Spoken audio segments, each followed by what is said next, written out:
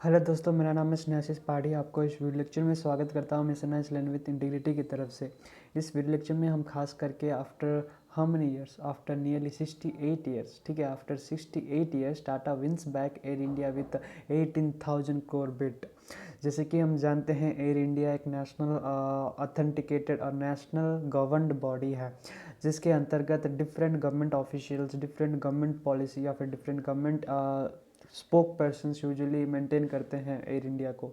जब हम air India के बारे में बातचीत करेंगे या फिर एयर इंडिया का हिस्ट्री के बारे में जब बातचीत करेंगे, आपको एक हिंदू न्यूज़पेपर हिंदू की तरफ से आपको क्लियर अंडरस्टैंडिंग इसमें दिया गया है, ठीक है। फ्रॉम 1932 से लेकर 2020 तक कितना उनका इम्प्रूवमेंट हुआ, कौन कौन से स्ट्रैटेजी में उनका गवर्नेंस हुआ, कितना स्टैक उनके पास आया, कितना स्टैक उनके पास से चले गया, वो सारा इसमें क्लियरली एक्सप्लेनेशन दिया गया है, ठीक है। आप इधर पहले ही मैं बोल चुका हूँ कि गवर्नमेंट पब्लिक एसेट एंड कैसे अनयूज्ड पब्लिक एसेट को कैसे प्राइवेटाइजेशन करे, उनका बहुत ही ध्यान इसमें दिया गया है। उनका बहुत ही कंसेप्चुलाइजेशन के तरफ से अगर देखेंगे तो वेरी स्टिपुलेटेड मैनर में इसमें दिया गया है एयर इंडिया, जिसमें बिड जो कि टाटा सन ने एक्वायर किया है, ठीक है। मैं उससे पहले मैं आपको ये भी बता देना चाहता हूँ कि हाउ द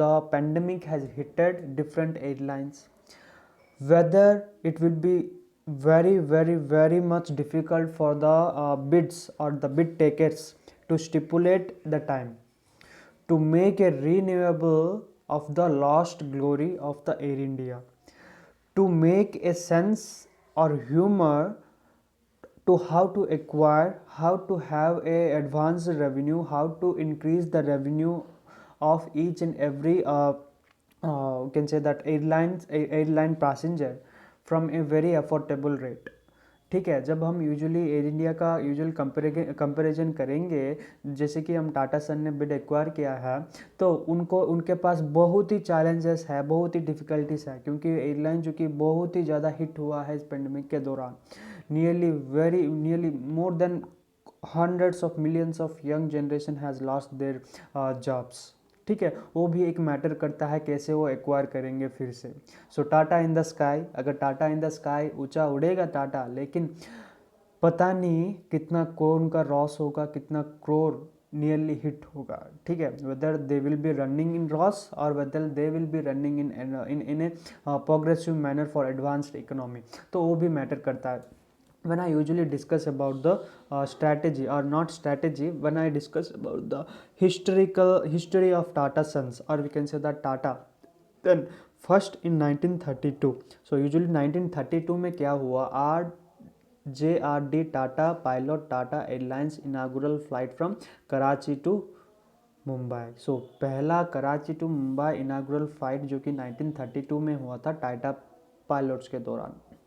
उसके बाद इन 1946, सो 1946 में क्या हुआ, the Tata airlines become the public company, ठीक है। टाटा एयरलाइंस क्या हुआ, becomes a public company, renamed air India limited, ठीक है। पहला है तो फिर एयर इंडिया, इंडिया के नाम से वो एयर इंडिया लिमिटेड किया गया है, ठीक है। उसके बाद इन 1948 में क्या हुआ, government of India acquires a 49% stake in the carrier, ठीक है। 49% स्टैक किस में आ गया है एयर इंडिया, या फिर गवर्नमेंट ऑफ इंडिया की तरफ से, या फिर government of India has even acquire 49%। उसके बाद इन 1953 क्या हुआ, गवर्नमेंट नेशनलाइज एयर इंडिया, ठीक है। गवर्नमेंट क्या हुआ, नेशनलाइज कर दिया एयर इंडिया को, ठीक है। मीन्स अपना जो भी काम होगा, अपना जो भी बोल सकते हैं कि it is not a private but it is a government authorised body air India. उसके बाद 2007 में फिर से क्या हुआ, air India merges with Indian airlines that operates all domestic route, ठीक है। सो एयर इंडिया क्या किया, अपना एक काउंटर पार्ट से मिलकर एयर इंडिया या फिर इंडियन एयरलाइन से मिल गया, ठीक है, या फिर मर्ज हो गया 2007 में। उसके बाद 2012 में क्या हुआ, usually government approves 30,000 crore bailout for Air India which has over 67,000 crore in debate, ठीक है। बहुत ही बड़ा डिबेट है जो कि 2012 के अंतर्गत। उसके बाद क्या हुआ, फिर से 2018 में government attempts to sell 78% stake in airlines in air India attracts no bidder. ठीक है, 78% जब स्टैक सोल्ड करने लगे तो फिर कोई भी खरीदना नहीं चाहा, क्योंकि 78% स्टैक फिर से उनको कुछ परसेंट देना है गवर्नमेंट को as in the form of taxation, तो वो भी नहीं चला। उसके बाद 2020 में क्या हुआ, due to pandemic, we can not before a pandemic also we can say that, because air India law started in loss. ठीक है, लॉस में बहुत ही चला एयर इंडिया। तो उसके बाद हम जानते हैं अक्टूबर 2020 में जो कि कंफर्म हो गया कि एयर इंडिया जो कि bidder will be acquiring Tata Sons. ठीक है, जो बिडर है वो टाटा सन्स एक्वायर करेगा 100% स्टैक फ्रॉम एयर इंडिया। ठीक है, this is the flow chart और the return of Tata groups from the past to the future. ठीक है, तो हम उसके बाद ये भी पढ़ाई करेंगे कि आफ्टर 68 ईयर्स, ठीक है, after 68 years India air India is all set to return to Tata fold. ठीक है, टाटा सन्स जो कि सब्सिडीज है trans private limited merged with the winner of bidder and the debate laden national career after operating an enterprise value of 18,000 crores। ठीक है, nearly 18,000 crores। The government will take the hit of 28,844 crores। The Tatas will own 100% stack in air India. ठीक है, 100% stack जो कि operate करेगा air India. ठीक है, तो उनमें से कौन कौन सा यूजुअली एयरक्राफ्ट्स होगा या फिर डोमेस्टिक फ्लाइट्स होगा, इंटरनेशनल फ्लाइट्स होगा, उनके अंतर्गत जो कंसिडरेबल एफर्ट्स वो भी करेंगे। या फिर DIPM secretary Dhuran Pandey said at a press briefing Tata will have the opportunity of regaining the image of reputation it enjoyed in the early years। तो सेक्रेटरी भी बोल चुके हैं। ठीक है, उसके बाद अप्रूवल भी मिल गया है गवर्नमेंट, सेंट्रल गवर्नमेंट के अंडर। तो क्या ये सक्षम है, will the Tata Son will definitely improve the economical stability of the lost glory of air India और not, with comparison with Indigo, with comparison with different airlines which are been operating in India।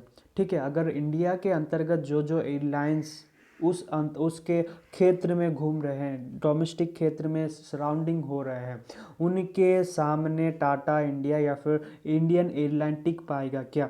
या फिर जो भी, अगर पता नहीं whether they will be changing the name of air India और not, if they are changing Air India then definitely they should have to cost a lot, because renovation सब कुछ करने में बहुत ही ज़्यादा टाइम लग जाएगा।